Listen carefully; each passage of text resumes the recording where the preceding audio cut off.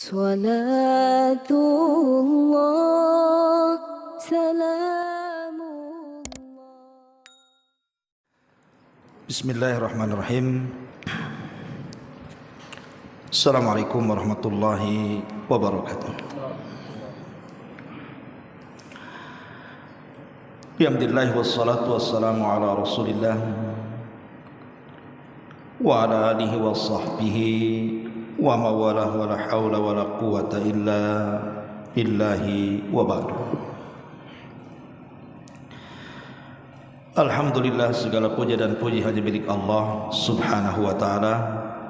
Salawat dan juga salam kita hadiahkan kepada Rasul kita Nabi besar Muhammad sallallahu alaihi wa ala alihi wasallam.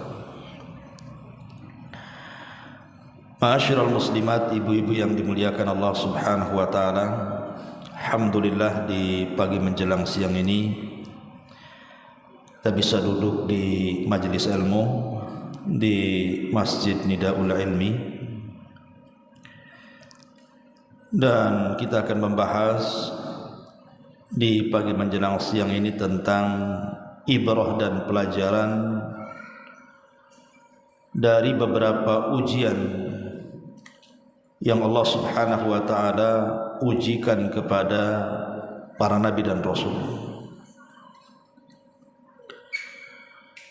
Karena setiap para nabi dan rasul itu punya ujian masing-masing, sebagaimana kita juga ujiannya masing-masing, di mana satu dengan yang lain berbeda pula cara Allah mengujinya. Tapi yang jelas bahwa Allah subhanahu wa ta'ala berfirman, alladzi khalaqal mauta wal hayata liyabluwakum ayyukum ahsanu amala. Allah telah menciptakan ada kematian dan ada kehidupan, agar Allah subhanahu wa ta'ala menguji kalian, siapa di antara kalian yang baik amalannya.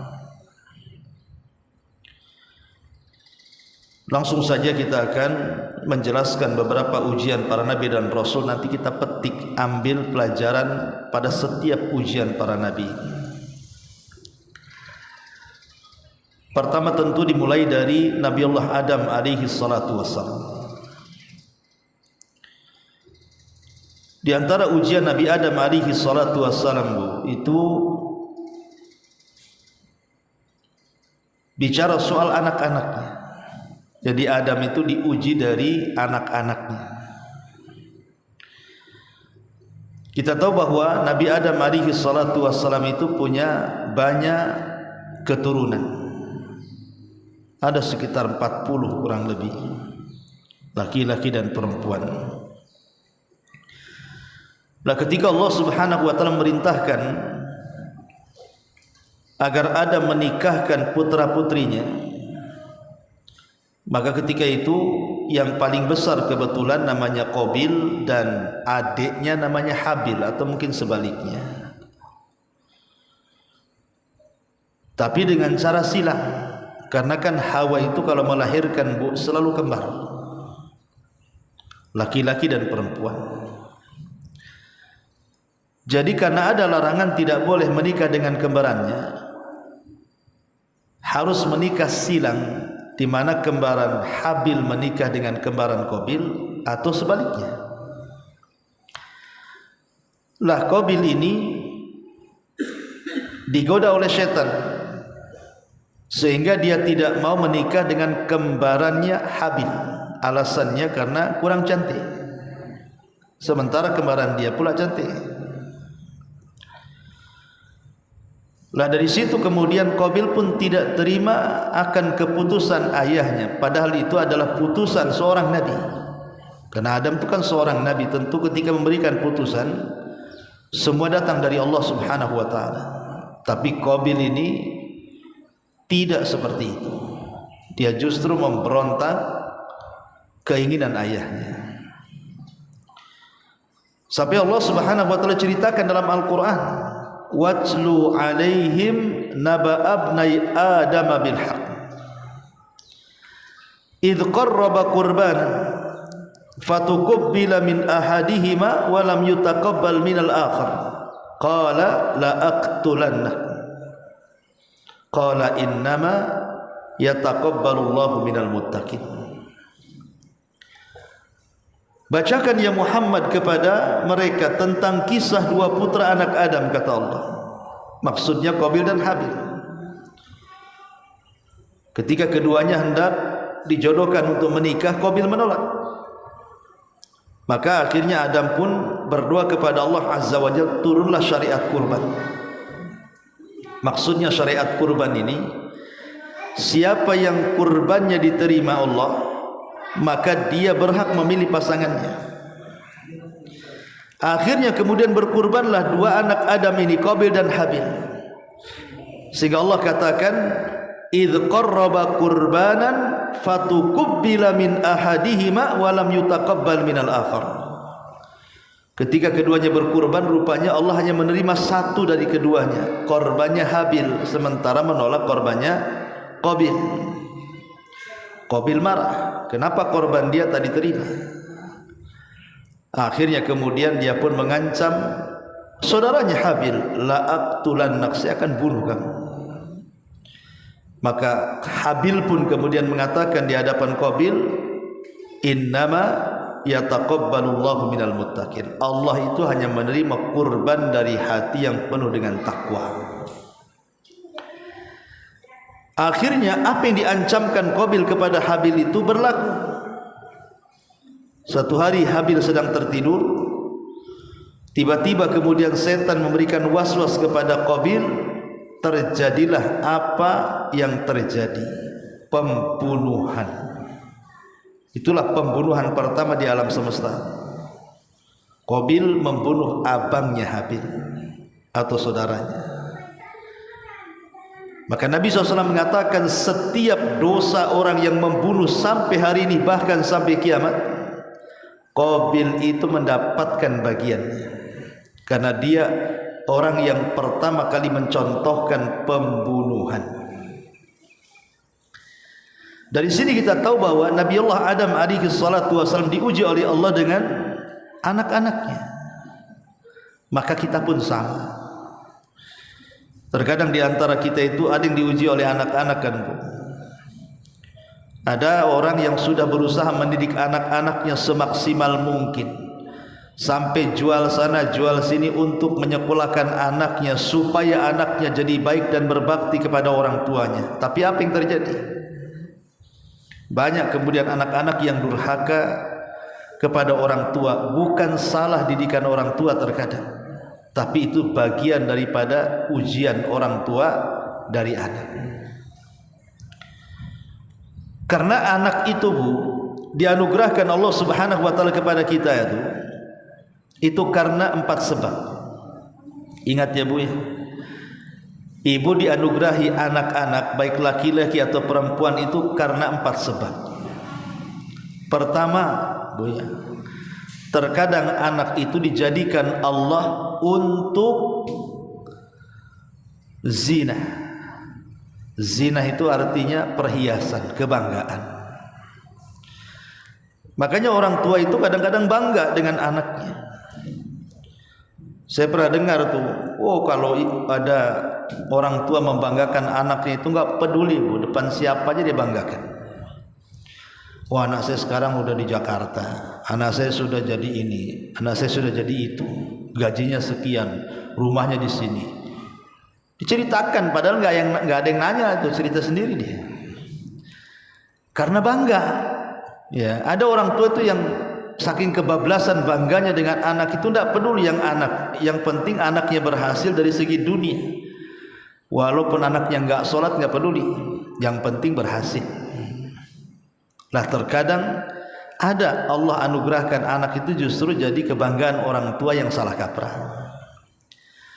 Yang kedua, terkadang anak itu dijadikan oleh Allah Subhanahu wa taala itu sebagai fitnah, ujian bagi orang tua. Innama amwalukum wa auladukum fitnah. Sesungguhnya harta dan anak-anak kalian terkadang jadi fitnah bagi orang tuanya. Fitnah itu ya seperti tadi contohnya, ibu sudah nyokolahkan anak dari kecil, sudah dididik anak itu baik-baik. Terkadang disekolahkan tuh semua berbasis agama tuh. Pokoknya anak-anaknya dari kecil tuh sudah di TPQ atau TPA, nanti besar sedikit masuk ke MI atau madrasah atau masuk ke pesantren dan begitu seterusnya. Pokoknya sudah benar jalurnya. Tapi entah kenapa setelah lulus dari pesantren atau setelah lulus dari tempat-tempat yang berbasis agama itu, bukannya kemudian menjadi anak yang soleh, anak yang soleha, rupanya anak itu pula kemudian menjadi fitnah bagi orang tuanya. Itu sudah takdir namanya, bukan salah orang tua, memang Allah sengaja menjadikan fitnah anak itu sehingga orang tua lebih sabar lagi.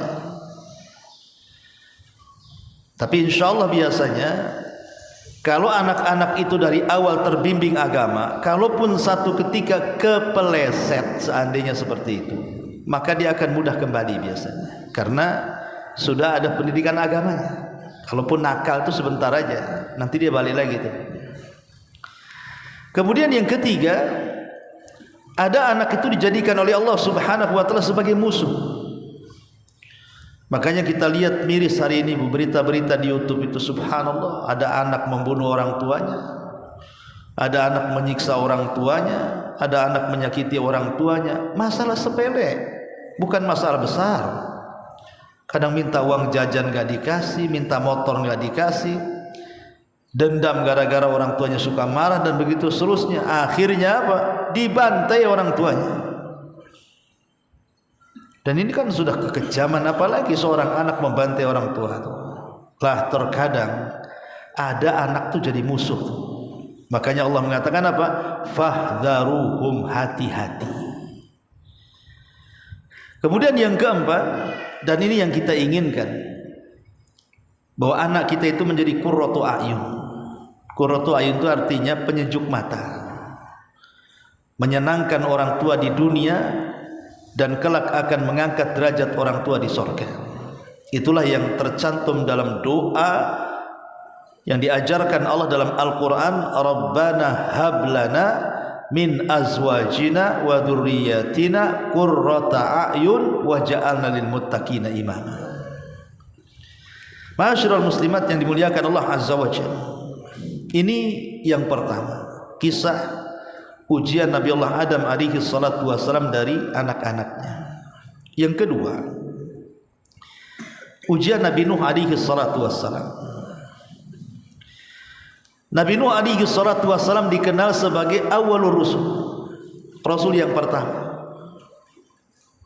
Kalau Adam, Syith, Idris itu nabi, tapi kalau rasul pertama itu Nabi Nuh alaihi salatu wassalam, karena di zaman inilah terjadi kesyirikan. Nabi Nuh alaihi salatu wasallam diuji bukan hanya dari keluarganya, dari kaumnya. Bayangkan Bu, Nabi Nuh itu berdakwah itu di Al-Quran dijelaskan waktunya. Alfasanatin illa khamsina ama, 1000 dikurangi 50 tahun, artinya 950 tahun Nabi Nuh itu berdakwah siang malam. Kalau kajian di sini kan seminggu sekali Bu, ini Nabi Nuh siang malam ngajinya.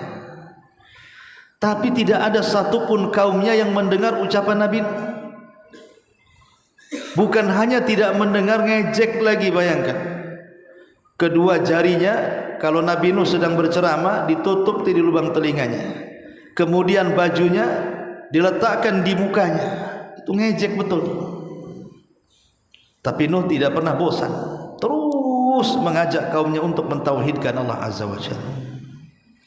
Sampai 950 tahun, berbagai macam cara, mulai yang halus, yang lembut, yang sirriyah, yang jahriyah, yang terang-terangan, yang sembunyi-sembunyi. Pokoknya macam-macam lah metode Nuh itu dalam berdakwah kepada kaumnya. Tapi memang hidayah milik Allah. Tidak ada kaumnya beriman kepada Nuh kecuali sedikit. Ada yang mengatakan setiap 20 tahun sekali satulah pengikutnya tuh, ya kan?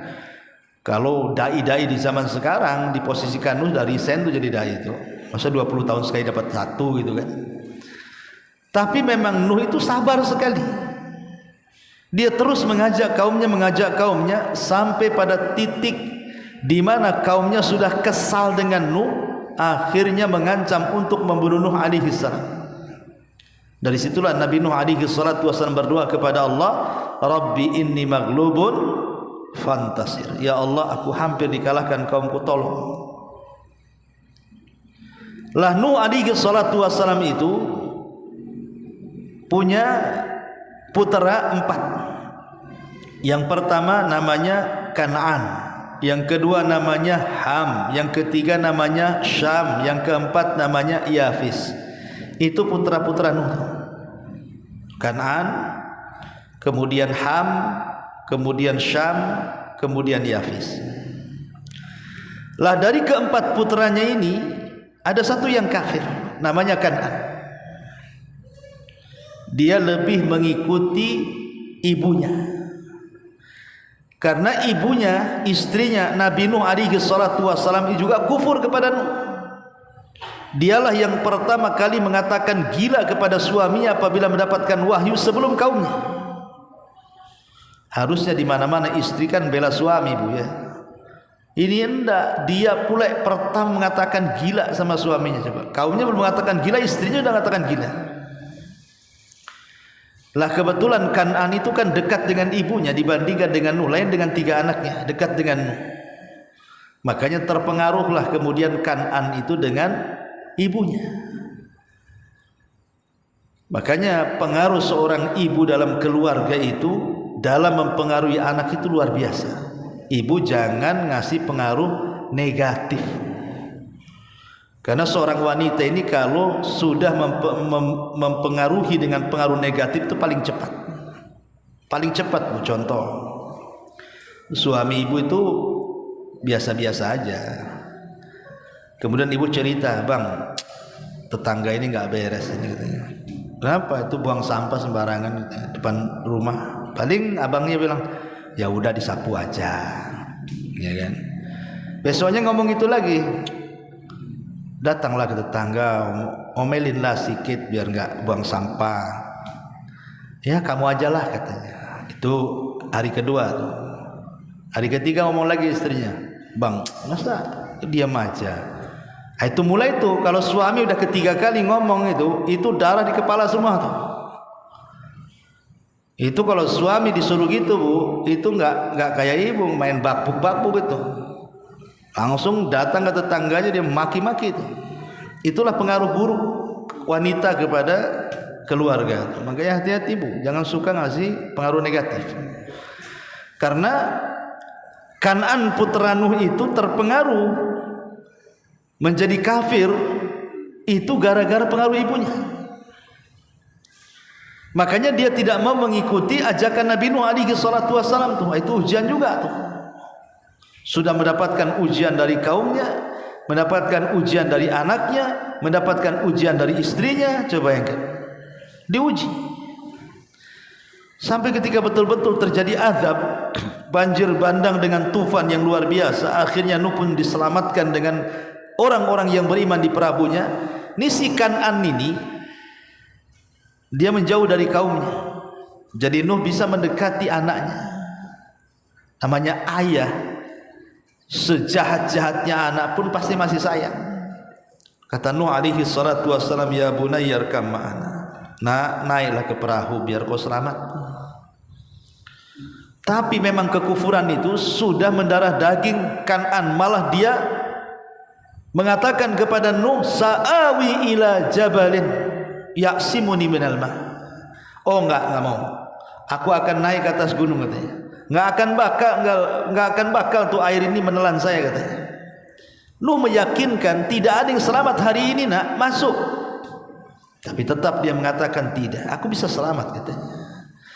Ketika kemudian anaknya terus-terusan ngeyel, sementara air makin gede, maka Allah mengatakan, tinggalkan anakmu wahai Nuh, innahu laisa min ahlik, dia bukan keluargamu lagi. Innahu amalun ghairu dzalik. Dia bukan keluargamu lagi, pergi. Bayangkan nih, Nuh alaihi salatu wassalam akhirnya meninggalkan keluarganya yang kufur, istri dan anak. Ujian yang besar yang dihadapi Nabi Nuh alaihi salatu wassalam. Maka kita pun terkadang dapat ujian itu dari pasangan kan. Kadang suaminya yang baik, istrinya yang kurang ajar. Kadang istrinya yang baik gitu ya, suaminya yang jadi penjahat. Memang begitu ujian itu. Itu akan ada pada setiap orang. Karena kalau kita baca surah At-Tahrim itu kan cerminan dari keluarga-keluarga. Ada keluarga itu suami istri dua-duanya jahat. Ada keluarga itu istrinya baik, suaminya jahat. Ada keluarga itu suaminya yang baik, istrinya pula yang jahat. Ada keluarga itu dua-duanya baik, tidak ada yang jahat. Memang begitu kehidupan. Dan dicontohkan di situ. Contoh pemain di situ keluarga Fir'aun. Fir'aunnya kan jahat, istrinya pula solehah. Masuk surga istrinya, Fir'aunnya masuk neraka dikekalkan di dalamnya. Kemudian di situ juga ada keluarga para nabi. Lutnya baik, istrinya pula kurang ajar, kufur, sama dengan Nuh. Suaminya baik, istrinya pula kufur. Atau mungkin yang dua-duanya kufur, seperti keluarga Abu Lahab. Suaminya jahat, ya istrinya juga jahat. Maka tirulah keluarga Nabi SAW. Nabi baik, semua istri-istrinya baik. Artinya bahwa ujian Nabi Nuh alaihi salatu wasallam terkadang bersumber dari pasangan selain daripada kaumnya. Ini contoh ujian yang kedua dari Nabi Nuh alaihi salatu wasallam. Kemudian yang ketiga, contoh ujian daripada Nabi Allah Ibrahim. Nabi Allah Ibrahim alaihi salatu wasallam, ujiannya lain pula Nabi Ibrahim ini. Jadi setelah Ibrahim lama kan tidak diberikan keturunan, sudah tua pun dia belum punya anak. Lah kebetulan istri pertamanya Sarah itu dia punya budak namanya Hajar, pemberian dari Raja Mesir. Karena Sarah merasa bahwa suaminya harus ada keturunan dan dia belum bisa memberikan keturunan. Akhirnya Sarah pun menawarkan budaknya Hajar supaya dinikahi Ibrahim. Menikahlah Ibrahim dengan Hajar, budaknya Sarah. Allah takdirkan punya anak pula dia. Itulah Ismail. Baru setelah itu Sarah punya anak namanya Ishak kan gitu ya. Tapi itu kan lama prosesnya. Lah setelah kemudian Hajar ini melahirkan Ismail, Ibrahim sangat cinta dengan Ismail karena dia tidak punya anak laki-laki dan itulah anak pertama dalam hidupnya. Wajar sudah tua punya anak laki-laki kan sayang jadinya. Tentu sayang dengan anak kan tentu juga sayang dengan orang tuanya. Lah inilah yang membuat kecemburuan Sarah. Sarah cemburu sama Hajar, padahal dia yang nyarikan istri kedua. Kadang-kadang ada yang gaya-gayaan kayak gitu kan Bu. Dia nyarikan istri kedua untuk suaminya, semangat 45 awalnya, sudah nikah poligami dia pula cemburu buta. Itulah kayak Sarah tuh. Sarah nyarikan istri buat Ibrahim, udah jadi istri punya anak cemburu tuh Sarah. Sampai cemburunya itu dijelaskan dalam sejarah itu. Takut Ibrahim itu suka berdua-duaan dengan Sarah, dengan Hajar. Dan Sarah tidak tahu di mana sampai melilit tali Bu. Jadi pakaian Hajar itu ditali belakangnya kayak ekor-ekoran tuh Bu. Kemudian ujungnya dikasih batu. Jadi Hajar itu kalau kemana-mana nyeret batu Bu. Kan di padang pasir Bu, kalau nyeret-nyeret batu kan nampak itu bekasnya. Itulah mungkin GPS-nya orang dulu lah kan Bu ya. Jadi kalau ke sana nampak tuh ada bekas batu kan, karena diseret-seret ke sana kemari. Jadi dimanapun Ibrahim berada, dan sedang berdua-duaan dengan Hajar, pasti ketahuan karena ada bekas batunya itu. Nah, ibu kalau pengen suami ada di mana buat kayak gitu, kasih tali itu di belakangnya. Itu GPS-nya orang. Sampai seperti itu cemburunya Sarah tuh. Istri Nabi aja cemburu, Ustaz. Ya saya lebih cemburu lah katanya. Jadi akhirnya kemudian Allah Subhanahu wa taala, ya tentu ini juga kan skenario Allah, ya Allah semua sutradaranya. Allah yang tahu, karena idza aradallahu syai'an ahya asbab. Allah itu kalau menghendaki sesuatu pasti Allah akan buat sebabnya. Nah, mungkin sebabnya seperti itu. Akhirnya Ibrahim terpaksa memisahkan Hajar dan Sarah, beda negara. Jadi Allah merintahkan bawa Hajar ke Mekah sana. Itulah peristiwanya kenapa Ibrahim membawa Hajar ke Mekah. Itu semua sudah kehendak Allah kan, tapi kan harus dibuat sebabnya dulu. Bagaimana caranya misahkan gitu. Nah, mungkin dengan cara cemburu itu akhirnya Ibrahim membawa Hajar ke negeri Mekah. Lah ketika kemudian Hajar di Mekah tuh, itu asal letak saja tuh. Tapi kan titik letaknya tuh tentu Allah yang kasih tahu kan gitu. Karena semua wahyu. Cuman masalahnya Ibrahim itu diuji oleh Allah Azza wa Jalla, disuruh meletakkan istri dan anak tercintanya. Pertama tidak boleh bicara, yang kedua tidak boleh melihat. Jadi setelah kemudian diletakkan langsung pergi, tidak boleh bicara dan tidak boleh nengok. Sampai Hajar ini berteriak-teriak, "Ya Ibrahim, ila aina tadhhab?" Ibrahim, mau pergi ke mana engkau ini? Kau tinggalkan kami di sini kenapa? Tapi Ibrahim sudah dilarang bicara dan tidak boleh menengok, diam saja. Coba perasaan seorang wanita kalau seandainya di posisi ibu, di posisi Hajar, digitukan sama suami, besok minta cerai itu. Tapi kan Hajar ini wanita saleh, dia tahu ini perintah Allah. Makanya dia mengatakan, "Wahai suamiku, kalau ini perintah Allah tidak apa-apa. Idhab fala yudayyi'un Allah." Pergi kamu, Allah tidak mungkin menyia-nyiakan kami di sini katanya. Ini ujian berat. Coba Ibrahim diuji meletakkan istri dan anaknya di tempat yang gersang, di sebuah lembah, tidak ada apa-apa, tidak ada pepohonan, tidak ada binatang, tidak ada makanan, tidak ada minuman. Coba bayangkan di negeri yang kering kelontang. Kalau bukan karena kuasa Allah, mati dua orang ini. Tapi kuasa Allah Azza wa Jal, Allah Subhanahu wa ta'ala hendak membuat skenario yang jauh lebih baik, yang di luar nalar manusia. Tetap saja Hajar dan Ismail bisa hidup. Bahkan akhirnya datang kabilah-kabilah dari luar bergabung. Kemudian jadilah di situ perkampungan yang disebut dengan perkampungan Jurhum. Ini ujian Ibrahim. Ya. Kemudian setelah Ismail besar, ya usianya belasan tahun, karena Quran menyebutnya falamma balagha ma'ahu sa'yu. Ketika usia Ismail itu sudah sampai belasan tahun, mungkin ya sudah bisa diajak bicara lah, 13, 14, 15 gitu ya.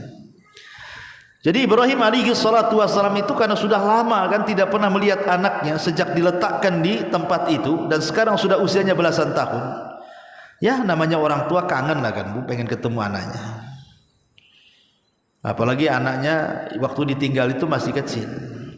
Makanya kalau ibu punya bayi, suami pulang safar, pasti tanya anaknya tuh. Kalau suami itu, gimana anaknya? Paling dicium dulu, dipeluk dulu, baru selesai anaknya, baru ibunya kan itu. Artinya kalau anak ini biasanya menghilangkan kepenatan. Suami capek-capek apapun, kalau sudah pegang anak yang kecil itu, hilang penatnya. Makanya kalau suami datang, maka anak itu ibu siapin tuh untuk ngilangi kepenatannya. Jangan anaknya dititipkan, ibu pula yang di depan. Makin penat suami. Apalagi pertama datang, Dapat berapa duitnya bang? Itu makin penat lagi. Jadi akhirnya Ibrahim, balik ke kisah Ibrahim.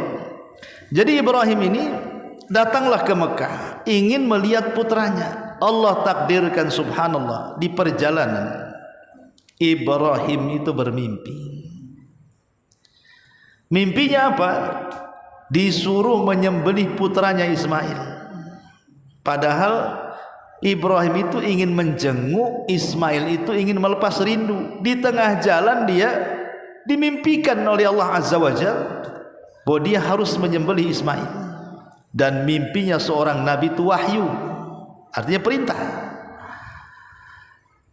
Maka ketika sampai saja di Mekah, harusnya Ibrahim senang-senanglah dengan anak dan istrinya kan, karena udah belasan tahun tidak ketemu. Justru Ibrahim menceritakan tentang kisah mimpinya kepada anaknya. Ini ujian berat. Ya Ismail, inni ara fil manami anni adbahuka fangdur madza tara. Ismail, semalam bapakmu bermimpi loh nyembelih kamu. Gimana pendapatmu katanya? Tapi karena Ismail ini didikan wanita salehah, Hajar, maka dengan tegas mengatakan, ya abatif alma tu'mar satajiduni insyaallahu minas sabirin. Wahai ayahku, kalau ini perintah Allah, ya sudahlah lakukan saja, dan kau akan dapati aku termasuk hamba Allah yang sabar. Coba bayangkan, pasrah Ismail. Kalau kita di posisi Ismail, kemudian orang tua kita bicara, nak, bapakmu bermimpi loh semalam, disuruh menyembelih kamu. Kira-kira anak sekarang jawabnya gimana tuh? Enak aja pak, bapak aja lah yang saya sembelih katanya. Dibalikan sama anaknya. Yang bener aja kok mimpi kok dipercaya. Itu kalau anak sekarang kan itu ya. Tapi Ismail ini bukan tipe anak-anak yang nakal seperti anak sekarang. Tidak, dia anak seorang nabi, dan dia kelak akan menjadi nabi, dan dia didikan wanita hebat, wanita salehah, Hajar alaihassalam. Dari sini kita ambil petik pelajaran bahwa begitu beratnya ujian Nabi Ibrahim ini. Bagaimana seorang ayah ketika lama tidak mempunyai anak, kemudian dianugerahi anak, tiba-tiba disuruh membunuhnya karena perintah Allah Subhanahu wa taala. Tapi Ibrahim lulus ujian, betul-betul Ismail disembelih. Tapi Allah takdirkan pisaunya Allah tumpulkan. Ketika Ibrahim mengiris tengkuk Ismail, tidak terluka sama sekali tengkuknya. Kenapa? Karena Allah buat tumpul pisaunya. Tapi Allah ingin membuktikan bahwa Ibrahim betul-betul menyembelih. Ketika sudah melihat bahwa memang betul-betul Ibrahim mengikuti perintah Allah menyembelih putranya, dari sini Allah Subhanahu wa taala berfirman dari atas langit, wa fadainahu bidzibhin azim wa taraknahu lil akhirin. Kami ganti Ismail dengan kambing yang sangat besar, dan kami akan jadikan kisah ini sebagai cerita kepada orang-orang yang setelahnya. Makanya sejak itulah Ibrahim menyembelih kambing, dan itu menjadi syariat korban sampai hari ini.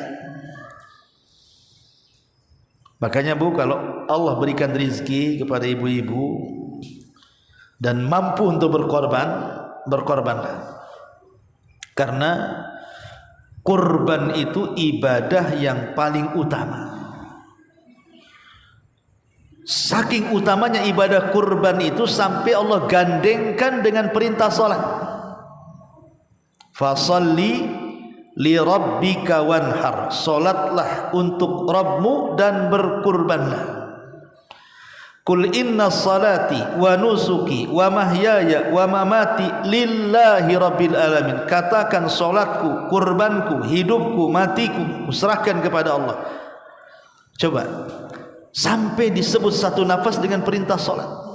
Kata Syekhul Islam Ibn Taimiyah rahimahullahu taala, sebab kalau cerita ibadah badan tidak ada yang lebih agung dibandingkan salat.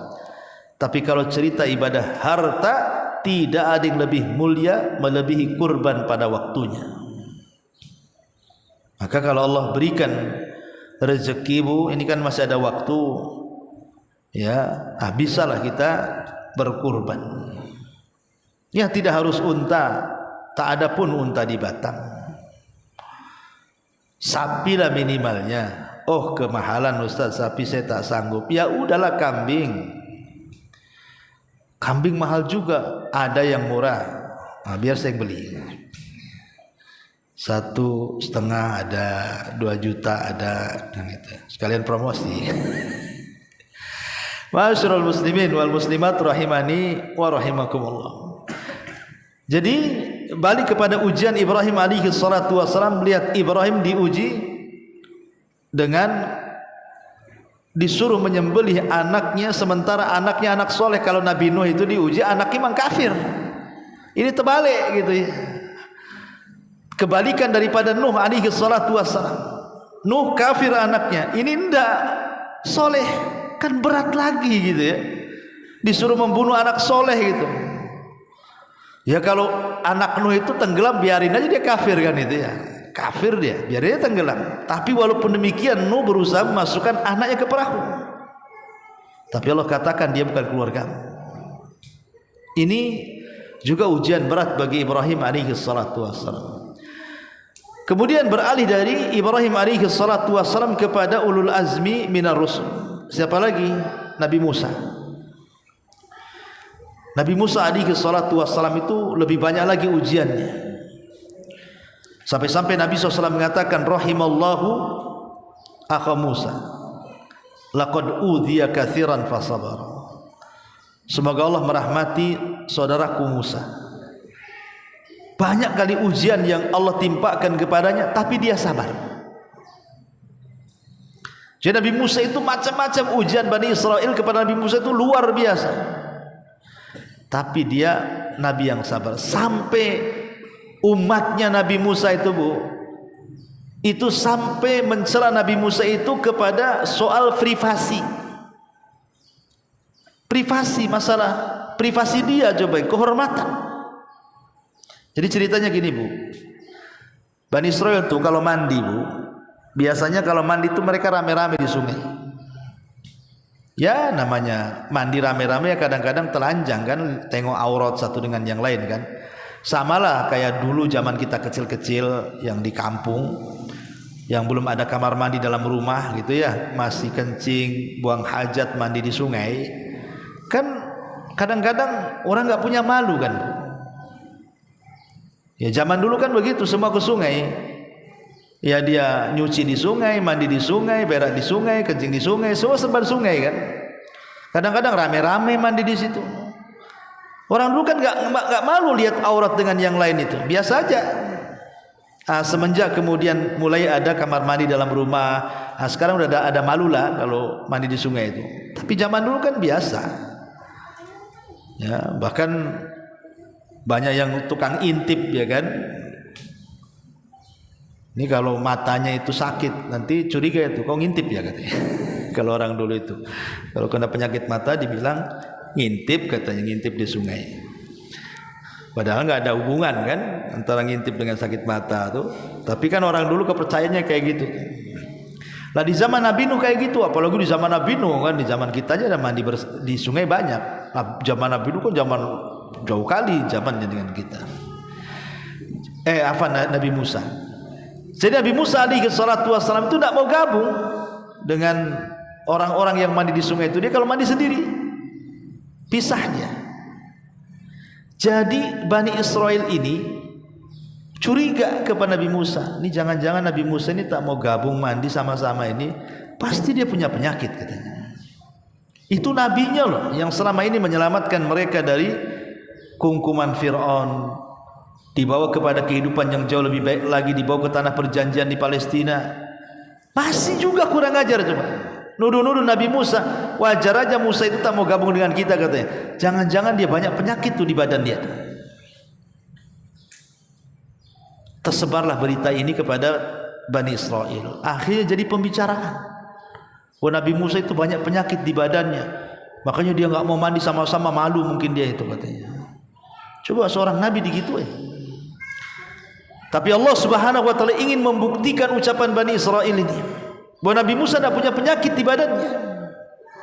Satu hari Bu, Nabi Musa mandi, kemudian meletakkan pakaian di atas batu.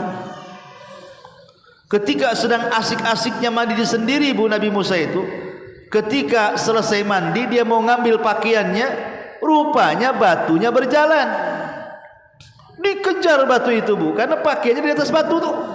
Kejar-kejaran sama batu, batunya bisa jalan. Ya tentu Allah yang membuat batu itu berjalan kan itu. Jadi kejar-kejaran dengan batu, lah batunya itu lewat ke segerombolan Bani Israel yang sedang mandi. Nampaklah Musa telanjang ngejar-ngejar batu itu. Rupanya mereka melihat tidak ada cacat di badan Nabi Musa. Bahkan Nabi Musa itu kulitnya paling indah dari seluruh kulit-kulit Bani Israel itu. Barulah kemudian mereka sadar selama ini tuduhan mereka tidak benar. Sampai seperti itu ujian Nabi Musa, diuji sedemikian rupa oleh Allah Azza wa Jalla. Makanya di sini faedahnya jangan suka suudzon dengan orang. Jangan suka hasad dengan orang tuh. Kenapa ya si Anu begini, kenapa saya begini gitu. Si Anu kok bisa ya buat ini, kok saya nggak bisa. Jangan. Allah itu membagi-bagi nikmat kepada kita itu seadil mungkin. Allah tidak pernah tidak adil ketika membagi nikmat itu. Semua adil. Baik yang kaya dengan kekayaannya, baik yang miskin dengan kemiskinannya, dua manusia itu sama-sama diberikan nikmat dan sama-sama di atas keadilan. Yang miskin nikmatnya lain, yang kaya nikmatnya lain. Ya begitu Bu. Si kaya boleh jadi dengan uangnya dia banyak, tapi dia tidak bisa makan enak. Si miskin dengan susahnya dia beli makan, tapi sekali dia dapat makan semua dimakan. Nggak ada pantangan. Kalau orang kaya pantangannya banyak. Makan ini gula naik, makan ini kolesterol naik, makan ini diabetes naik, makan ini tumor, makan ini, maka nggak jadi, ujung-ujungnya kentang goreng. Nggak nikmat kan gitu. Tapi si miskin walaupun tidak ada duit, kasih makan banyak-banyak, dimakan lahapnya. Nggak ada pantangan bagi dia. Kenapa? Karena si miskin itu tidak pernah medical check up Bu. Jadi tidak tahu dia penyakit apa, malah hantam aja dia kan. Kalau orang kaya kan dikit-dikit medical check up. Dia harus ngatur tuh. Darahnya sekian harus normal, ini sekian. Jadi dibatasi. Ujung-ujungnya dia batasi nikmat Allah, dia sendiri yang membatasi jadinya. Jadi nikmat Allah itu kan Allah kasih seadil mungkin. Masyarul muslimat yang dimuliakan Allah Azza wa Jalla, intinya bahwa jangan pernah hasad dengan orang. Jangan pernah dengki dengan orang. Ini ujian Nabi Musa alaihi salatu wassalam. Kemudian Nabi Isa bin Maryam. Coba Nabi Isa itu diuji waktu bayi. Maryam ibundanya tiba-tiba hamil. Tentu hamilnya Maryam itu kan Allah yang berkehendak kan. Jibril turun kemudian memasukkan ruh Isa ke dalam perut Maryam. Namanya orang hamil ya lama-lama gede. Sementara Maryam itu dikenal wanita suci, tidak pernah keluar dari mihrabnya, sholat, zikir, baca Quran mungkin istilah kita itu. Dan dibimbing oleh para kiai, para ulama, para ajengan, para nabi. Dia di Baitul Maqdis. Tiba-tiba hamil. Kan gimana tuh coba? Wanita yang selama ini dianggap suci tiba-tiba hamil, tidak pernah menikah, bimbingan para nabi. Gimana coba? Rasa malu yang akan ditanggung Maryam itu. Makanya dia menutupi kehamilannya sampai ketika pada waktunya keluar dia. Kemudian dia pun akhirnya melahirkan di kebun kurma. Dan Allah mudahkan persalinannya. Setelah kemudian lahir, makin bingung lagi, hamil saja udah bingung, siapa yang ngamili? Lahir apalagi ada buktinya, ini anak siapa kan itu. Dan betul rupanya Bani Israel mempertanyakan tuh anak siapa, khususnya orang-orang Yahudi. Makanya orang-orang Yahudi di zaman itu memvonis bahwa Maryam itu wanita pezinah dan anaknya Isa bin Maryam itu anak dari hasil zina. Selama itu orang Yahudi tidak pernah mempercayai Maryam dan Isa. Sampai sekarang orang Yahudi itu menganggap bahwa Maryam itu pezina, Isa itu anak zina. Makanya tidak mengakui agama Nasrani Yahudi itu. Karena nabinya dituduh pezina. Beda dengan kita umat Islam, meyakini bahwa Maryam bukan pezina. Maryam itu wanita suci. Lah, ketika kemudian manusia pun menuduh-nuduhkan macam-macam, tiba-tiba Isa diberikan mukjizat ketika bayi bisa bicara tuh. Inni Abdullah, ataniyal kitab wa ja'alani nabiyya. Terus disebut dalam surah Maryam itu. Bisa bicara tuh Isa. Subhanallah, ya. Kecil-kecil sudah dapat ujian Isa bin Maryam. Bahkan setelah kemudian diangkat menjadi nabi dan rasul dan dewasa berdakwah, tidak lepas daripada ancaman penguasa. Isa pun mau dibunuh. Sampai ketika itu pasukan Herodes menyuruh pasukan Yahudi Zionis di zaman itu untuk membunuh Nabi Isa. Kalau bukan karena Allah angkat ke langit Isa, pasti akan jadi sasaran pembunuhan orang Yahudi. Tapi Allah berkehendak lain kan. Isa meminta kepada muridnya untuk menyerupai dirinya, maka muridnya yang ditangkap, muridnya yang dibunuh, muridnya yang disalib. Dianya diangkat ke langit. Tapi orang Yahudi mengklaim betul-betul menangkap Isa yang asli, sehingga mereka mengatakan qatalnal masih ibn Maryam, kami sudah membunuh Isa bin Maryam. Allah bantah dalam Quran, wa ma qataluhu wa ma sallabuhu walakin syubbiha lahu. Dia tidak dibunuh, dia tidak disalib, bahkan dia diserupakan. Lihat ujian para nabi. Masyarul muslimat yang dimuliakan Allah Azza wa Jalla. Ini ulul azmi namanya. Kita mengambil nabi-nabi yang lainnya yang bukan ulul azmi. Nabi Ayub. Nabi Ayub alaihi salatu wassalam, Bu, itu nabi yang diberikan pada awalnya banyak nikmat. Apa nikmatnya? Diberikan kekayaan yang banyak sekali. Kemudian juga diberikan banyak pekerja yang bekerja di tempat pekerjaannya. Dia punya ladang, punya peternakan, banyak karyawannya. Ditambah-tambah dia punya pasangan yang solehah. Kemudian anak-anak semuanya laki-laki, dan semuanya menyejukkan mata orang tuanya. Coba nikmat mana lagi, Bu? Ibu kaya, suaminya soleh dan selingkuh, anak-anaknya soleh dan solehah, hafal Quran semua. Apalagi yang ibu cari coba? Itulah yang ibu cari kan? Anak soleh soleha, suami juga bagus, setia, kaya pula. Nah, ibu jadi ratu lah di situ tuh. Ya. Lah itulah kehidupan Ayub pada awalnya. Tapi dikisahkan dalam kisah Israiliyat, iblis datang kepada Allah. Kemudian mengatakan, ya Rabb, pantutlah tu Ayub tu, dia tidak bisa kugoda. Karena kenikmatannya sudah engkau berikan semuanya. Coba kau cabut satu-satu, saya yakin tidak akan sabar dia. Kata Allah, tidak, dia hambaku yang sabar. Akhirnya Allah buktikan kalau dia hamba Allah yang sabar itu dengan diturunkan ujian dengan beragam macam ujian kepada Ayub itu. Pertama, dihilangkan hartanya. Ladangnya habis, ternaknya mati semua, usahanya gulung tikar semua. Pokoknya betul-betul dibangkrutkan usaha Nabi Ayub. Bu, kenapa kok Allah menguji dari segi harta? Karena biasanya orang kalau diuji harta itu goyang imannya tuh. Goyang, Bu, banyak yang goyang. Apalagi kemarin waktu masa-masa corona tuh, Bu. Masya Allah, para pengusaha yang bukan pengusaha kecil, yang sudah miliaran, triliunan itu, wadah ngeluhnya luar biasa, seolah-olah mau kiamat pokoknya. Kenapa demikian? Karena kehilangan harta bagi manusia itu terkadang menggoncang iman tuh, menggoncang iman. Banyak orang yang kemudian kayak contoh namanya kelilit hutang,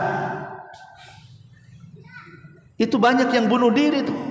Orang kelilit hutang gara-gara pinjol, gara-gara judi online, gara-gara apa namanya, judi-judi macam-macam itu, akhirnya utang di mana-mana, stres, bunuh diri.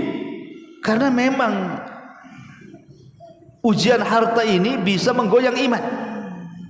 Maka itu pula ujian yang pertama yang Allah berikan kepada Ayub, diludeskan hartanya. Goyang enggak tuh imannya? Rupanya enggak goyang bu imannya. Subhanallah. Ibu aja kalau hilang dompet dah goyang tuh imannya itu.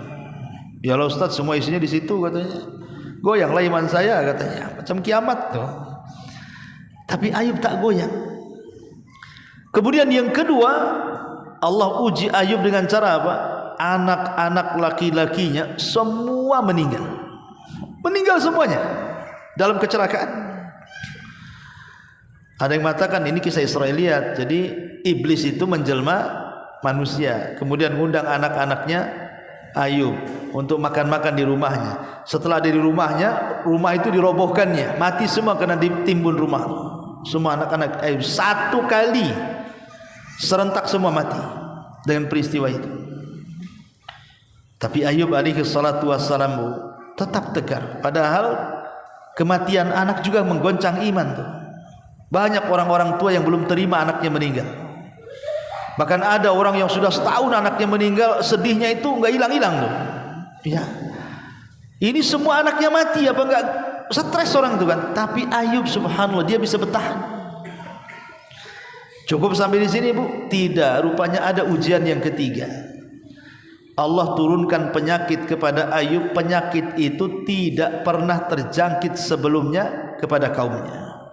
Imam Ibnu Katsir menyebutkan penyakit itu benjol-benjol dari kepala sampai kaki, isinya nanah dan darah, gatal dan busuk sekali baunya.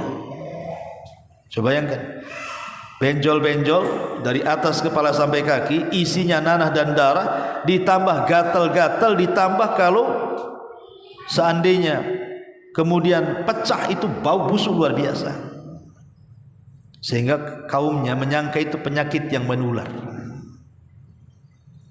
Mulailah kemudian satu-satu meninggalkan Ayub, nggak mau dekat-dekat, takut ketularan. Akhirnya jadi perbincangan manusia.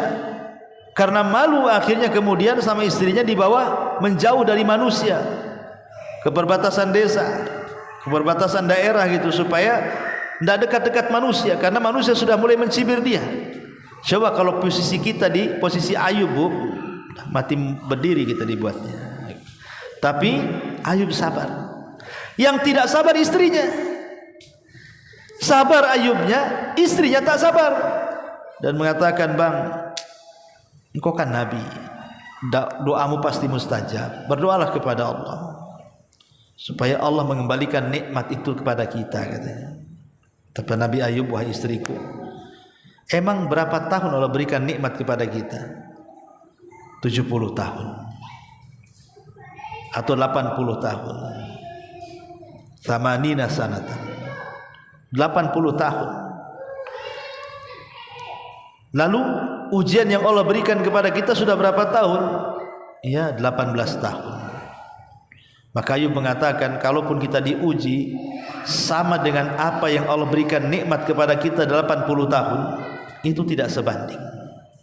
Bersyukurlah kepada Allah Azza wa Jalla. Dinasihati istrinya. Masyarul muslimat yang dimuliakan Allah Azza wa Jalla, lihat bagaimana ujian-ujian para nabi begitu berat kan. Apalagi kalau kita cerita Nabi kita Muhammad sallallahu alaihi wasallam, sejak kecil sudah yatim, diasuh dari tangan ke tangan, remaja sedikit kemudian jadi penggembala kambing. Coba bayangkan. Kemudian sampailah dia dewasa, kemudian menikah dengan Khadijah. Semua anak-anaknya meninggal dunia kecuali Fatimah. Meninggal setelah Rasul meninggal, tapi semuanya meninggal sebelum Nabi meninggal. Belum lagi dalam dakwahnya dicaci, dimaki, dikatakan gila, dikatakan sihir, tukang tenun, pemecah belah, macam-macam, sampai akhirnya terjadi pengusiran. Dia usir Rasulullah SAW dari Mekah, akhirnya hijrah ke Madinah. Sampai di Madinah macam-macam ujian, diperangi oleh orang Yahudi sampai mau diracun Nabi dan berhasil diracun. Disihir lagi sama orang Yahudi, Labid bin Asam. Wah, macam-macam ujian Nabi itu. Apa yang ada pada kita ada pada Nabi SAW. Makanya Bu, kalau ingin meringankan ujian, tengok ujian para Nabi. Rupanya apa yang Allah ujikan kepada kita semua lengkap ada pada para Nabi. Bahkan lebih hebat lagi ujian mereka dibandingkan kita, karena Rasul mengatakan inna asyaddal bala indallahil anbiya. Bala yang paling berat yang ditimpakan Allah Subhanahu wa taala adalah para nabi. Baru orang yang mengikuti para nabi, baru orang yang mengikuti para nabi. Tentu ujian para nabi banyak. Ini kan hanya cuplikan-cuplikan saja. Mudah-mudahan ada manfaatnya. Kita buat tanya jawab saja.